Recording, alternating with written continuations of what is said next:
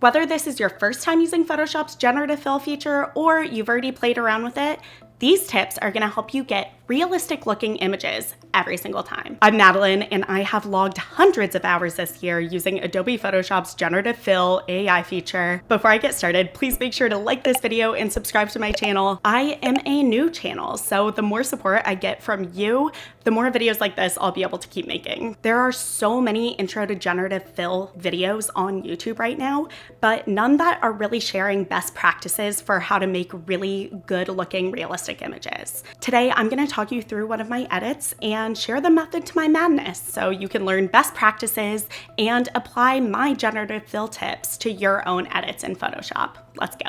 Today's edit is basically another version of some of my other TikToks that is making your man jealous with another man in the picture. I've taken my selfie in my apartment. Let's load it into Photoshop and I'll walk you through how I make these crazy TikToks.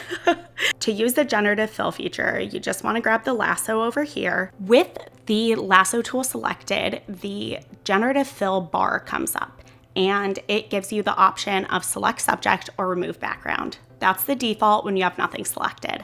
I'm gonna go to select subject. After selecting the subject, I come back down to my bar and I click invert selection. This will now have everything selected except for me. So my background selected. Go to generative fill and I'm going to type in nightclub. And then click generate.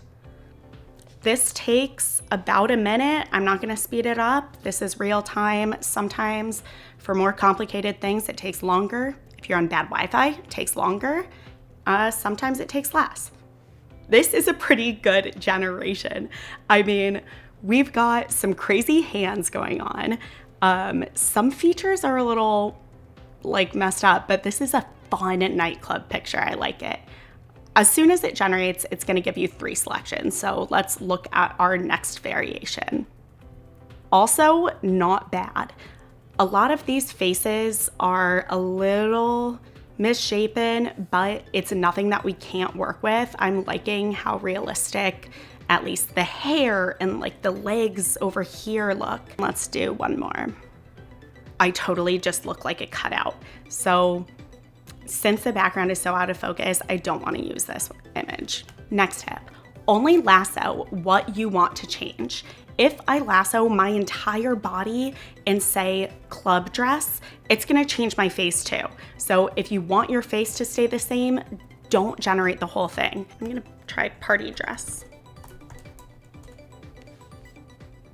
I think that the sequin look really real. Like this looks like a top that I'm wearing, but my hair is all blurry.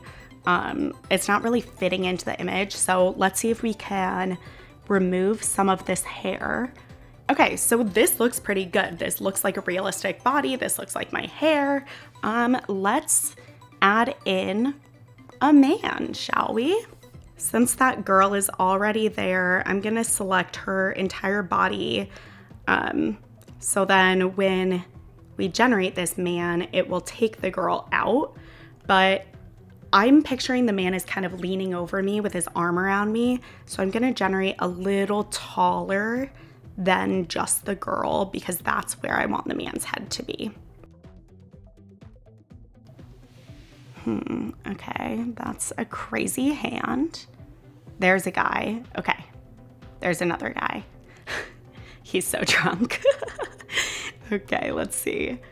I have seen this guy at the club before and he is creepy.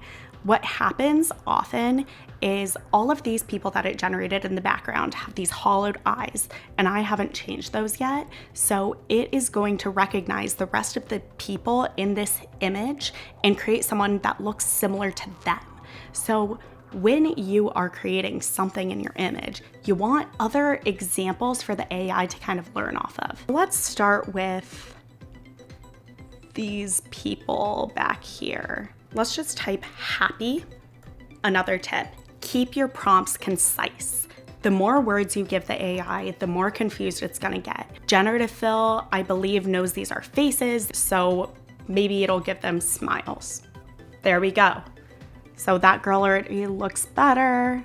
I'm gonna start by removing some of these women, so then I just have to perfect a few of them and really make the foreground of our image the center of attention. We'll just focus on me and the man in the picture. It's all we care about anyways.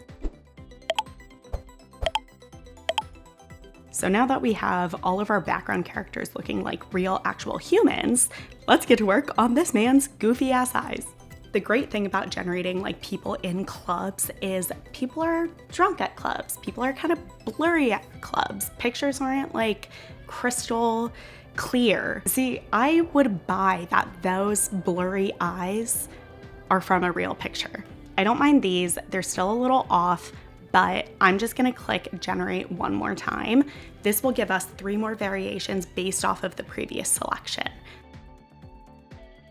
I don't like these. Let's see if we can just get something better.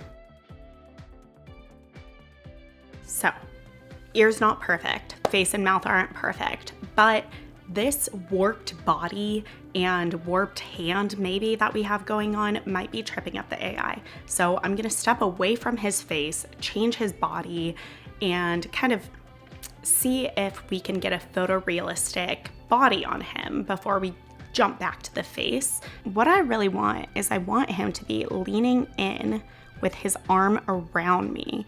So let's see if doing this will give us this guy with his hand around my shoulder. This is not bad at all. I'm thrilled. Whew. Okay. You know what? The vibe I am getting from this, that we are at like a work holiday party. So I might change the premise of my TikTok. This is my favorite. Let's get rid of this man hand.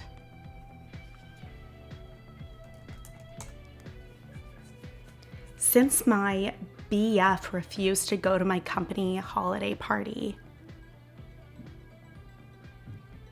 I created a work husband to make him jealous. Cool? Does that work for you?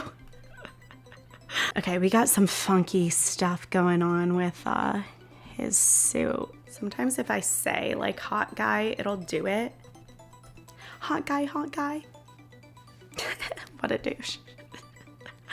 This guy is looking kind of handsome, but a little like a baby. So I want to extend his jawline. I'm gonna click Command T, transform, pull this down a bit, kind of gives us a longer face, but I need to get rid of these double eyes. So I'm gonna subtract from mask that, and then we will generate him again since all of this is off. And that mouth is horrific, so we'll fix that too. I don't like all this stuff I did. Yeah, let's go back. Let's do it again. Oh my God, I hate him. I hate him so much. Just this type of person. The AI generates these baby smooth, silky smooth skins that just like aren't realistic. Nobody looks that smooth. And so I think by adding scruff, it adds a tiny bit of realism to the photo. But now that is Popeye jaw.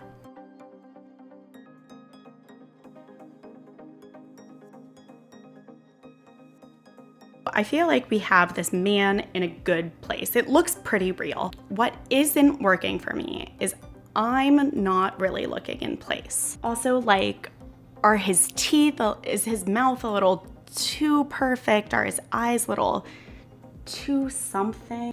I honestly feel like this guy looks more real than I look in this picture, and I know it has a lot to do with the lighting. So, another tip, you can adjust color and saturation, everything on your original photo. This picture of me just exists within the bounds of this whole image. So what I've taken away right now, this has all been generated. This is the only part of the original picture. To make me integrate more seamlessly into this image, I'm going to add an adjustment layer to this image. So we'll go down and we'll do adjustment layer. Let's do color balance. What an adjustment layer does is it preserves your original image. So if you want to take it off and go back to an old version, you can safely. If you just go do hue saturation on a photo, you can only go back if you're doing Control-Alt-Delete and you're trying to undo something. With an adjustment layer, I can go and edit a billion other things and then come back and remove the adjustment layer if I decide later it isn't working. Now that we've done a little bit of adjustments on my original photo, I want to go in and make sure that everything is still blending together.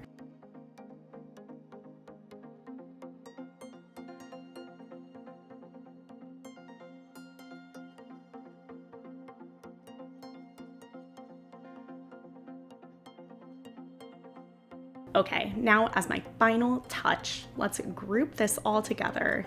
And I want to add another adjustment layer, add a filter to make the image kind of a little blurry, just in case somebody's suspicious, you know? So photo filter will add, if we're like at a party, I really feel like violet is the move, so. And now we're all kind of pretty much the same tone. And then I also wanted to add a texture. I don't know how to do that, so I'm just gonna duplicate everything, merge these together, filter, blur. Adding a blur gives the tiniest little touch of realism because when you're taking a selfie and it's nighttime, you're at the club, it's gonna be a tiny bit blurry, especially when you are adding all these other elements. It gives you a little bit of room for mistakes. Great, that's our pick. Let's see what you think. Here's our final, here's our first.